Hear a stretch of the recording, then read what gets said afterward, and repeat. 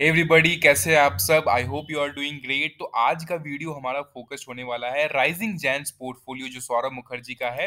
I guess आप लोग इस चेहरे से फेमिलियर होंगे, ज्यादातर बिजनेस चैनल्स पे ये आते रहते हैं, इंटरव्यूज में आते रहते हैं। अगर आप नहीं जानते हैं तो मुझे इनके क्रेडेंशियल्स डिस्कस करने की जरूरत नहीं है, बट स्टिल मैं आपको बता देता हूँ।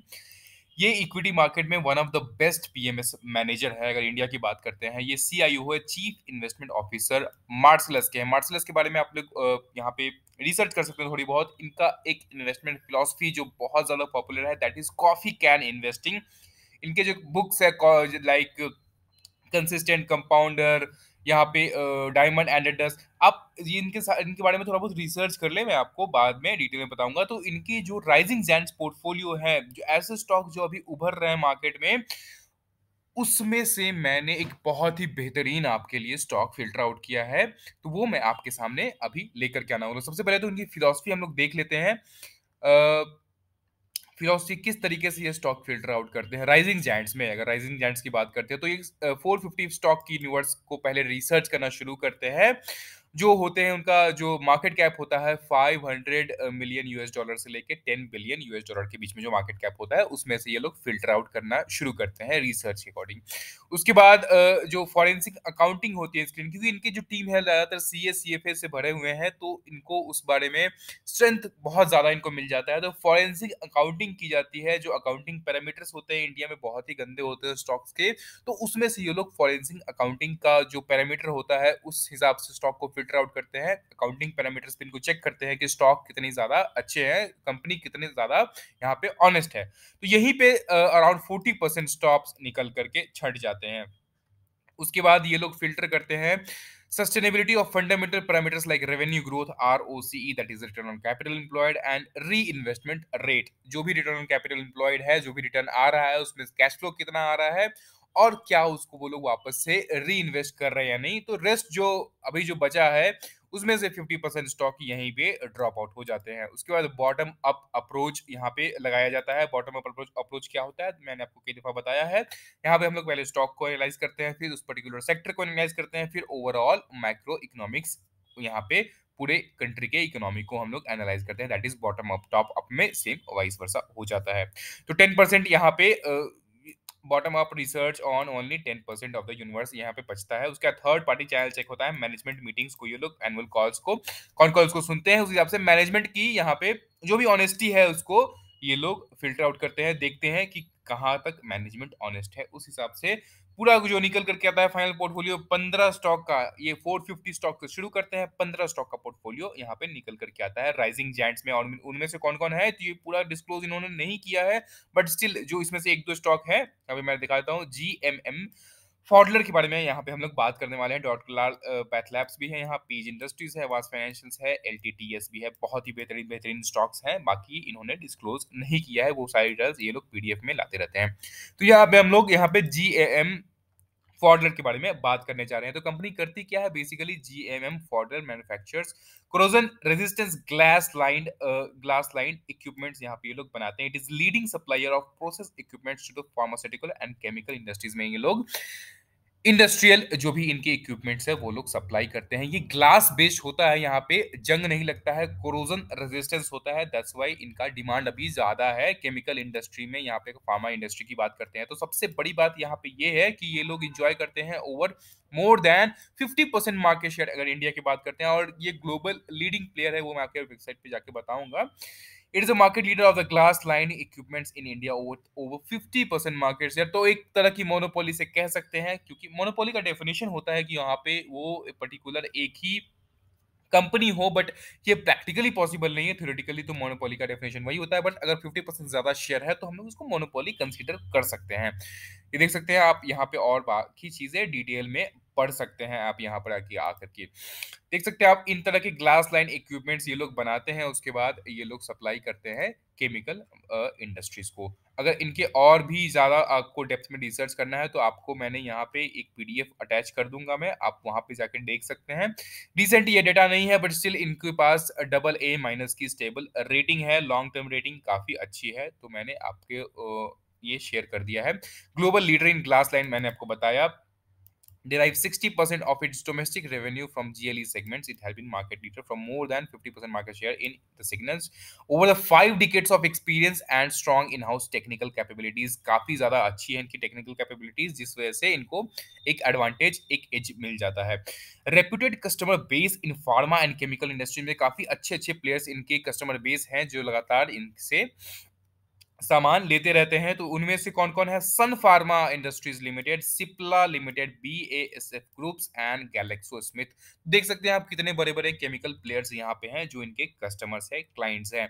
तो इस जिस वजह से इनको क्रॉस सेलिंग अपॉर्चुनिटीज भी आएगी आने वाले फ्यूचर में. Strong operating margins in India business likely to continue through consolidated OPM model after acquisition of Pfaudler Group. तो GMM ने Pfaudler Group का एक्वायर कर लिया. दैट्स वाई इसका नाम पूरा अभी GMM Pfaudler हो गया. आप देख सकते हैं ये GMM Pfaudler का नया वेबसाइट है और ये मैंने Pfaudler का यहाँ पे दिखाया है आपको वेबसाइट.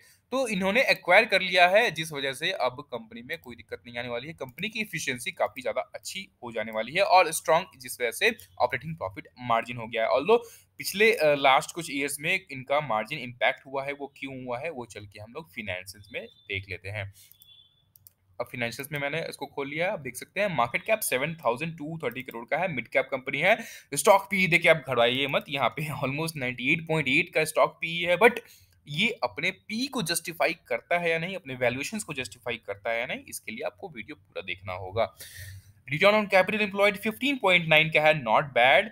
यहाँ पे अगर आप इसको बुक वैल्यू देखें तो 308 का है. वहीं से करंट प्राइस यहाँ पे ऑलमोस्ट 5,000 के आसपास करंट प्राइस चल रहा है. बहुत ज्यादा आपको वैल्यू लग सकता है बट कंपनी की जो कैपेबिलिटीज हैं, यहाँ पे मार्केट शेयर है, आने वाले टाइम में जो ग्रोथ प्रोजेक्शंस है वो काफी ज्यादा अच्छे हैं. दैट्स वाई इनको ये वैल्यूएशन मिल रहा है. ये इन्होंने ये वैल्यूएशन एंजॉय कर रहे हैं. रिटर्न ऑन इक्विटी देख सकते हैं कंसिस्टेंट इन्होंने रिटर्न ऑन इक्विटी 20% का पिछले 5 साल में दिया है. अगर लास्ट ईयर की बात करें तो 19.9 ऑलमोस्ट 20 का रिटर्न ऑन कैपिटल एम्प्लॉयड है.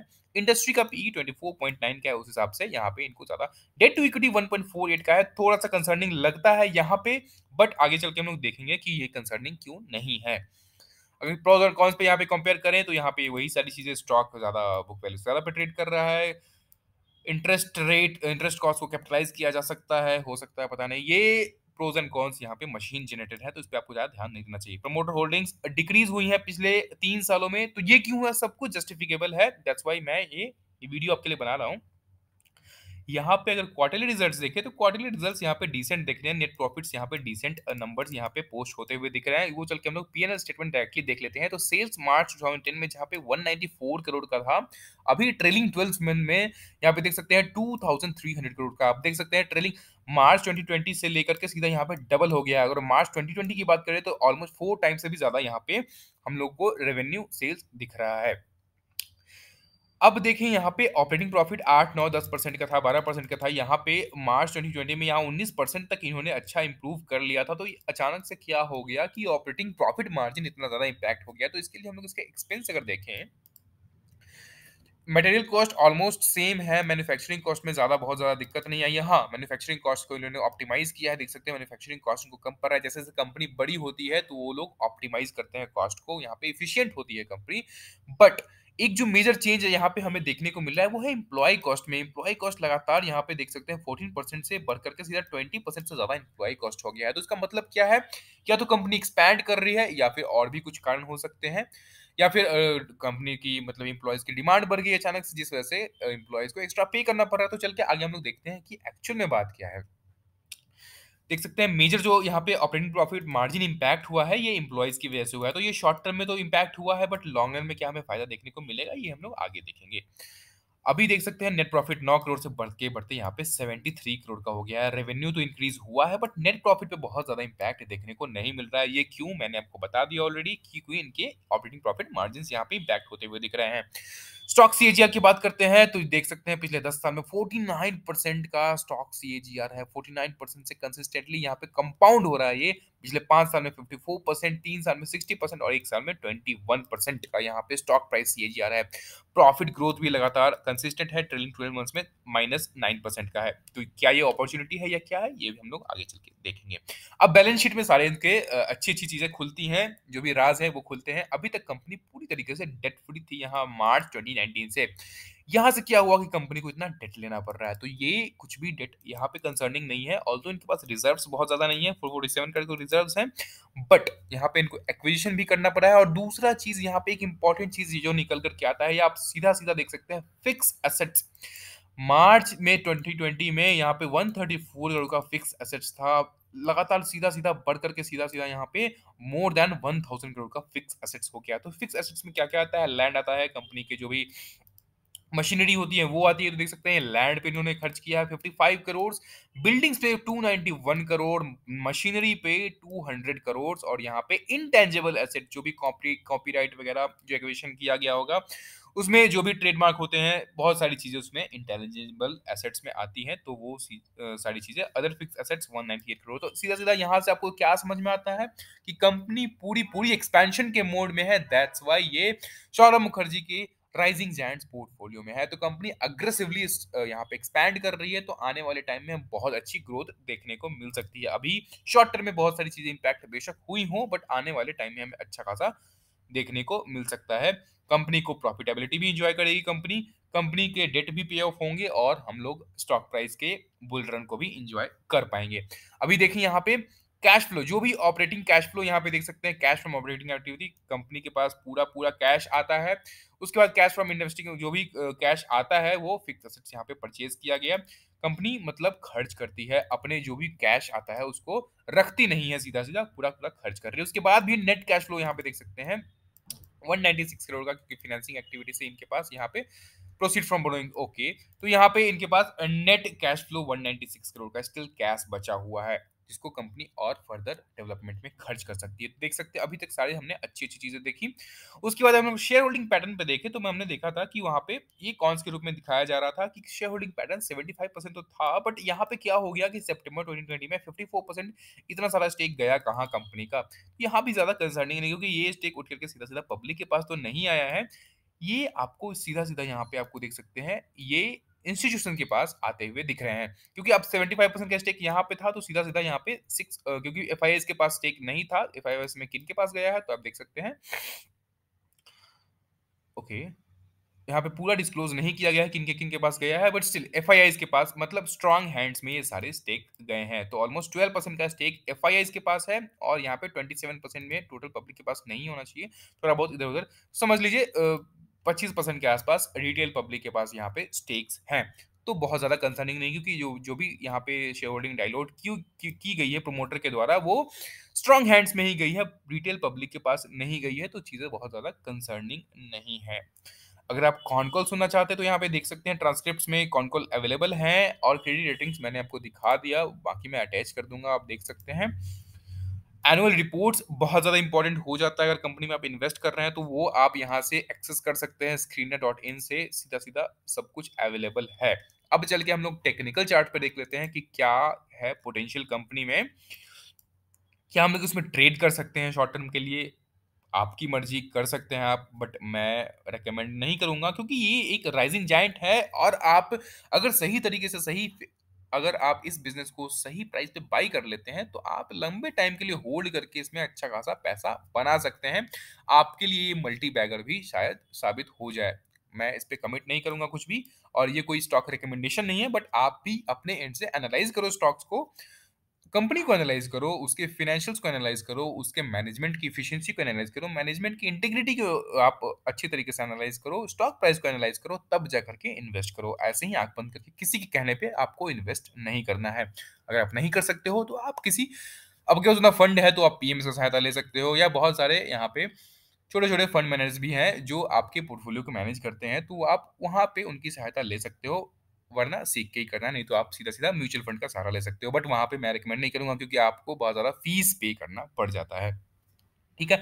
तो अभी 4946 के आसपास यहाँ पे कंपनी का स्टॉक, या ये जो शेयर प्राइस है, ये ट्रेड हो रहा है। ये इसका 200 पीरियड मूविंग एवरेज है, जिसके थोड़ा-सा ऊपर ये ट्रेड हो रहा है। तो क्या हमें इस प्राइस पे अभी पोज़ीशन बनाना चाहिए? इसका ऑल टाइम हाई जो था, वो ऑलमोस्ट 6932 के आसपास का ऑल टाइम हाई था। तो क्या हमें इसमें कूद जाना चाहिए डायरेक्टली? अब मैं नहीं कहूँगा कि अभी आपको डायरेक्टली इसमें कूद जाना चाहिए, क्योंकि एक तो प्राइस टू अर्निंग हमने देखा कि थोड़ा-सा ज़्यादा ओवर वैल्यूड लग रहा है, बट ये उसको जस्टिफाई कर रहा है, क्योंकि कैश फ्लो आपने देखा कंपनी कितनी अच्छी तरीके से एक्सपैंड कर रही है। तो अगर आप इन्वेस्टर हैं तो आप किसी भी प्राइस पे बाय कर सकते हैं, अगर थोड़ा-सा डिप आता है तो आप बाय कर सकते हैं। बट अगर आप थोड़ा-सा पेशेंस रखें और आपको अगर फेयर प्राइस पे ये मिल जाता है तो उसमें क्या ही गुनाह है। तो आप अगर इस प्राइस पे आकर के अगर आपको 4616 के आस-पास पे आपको मिल जाता है ये स्टॉक तो बहुत ही बेहतरीन रहेगा।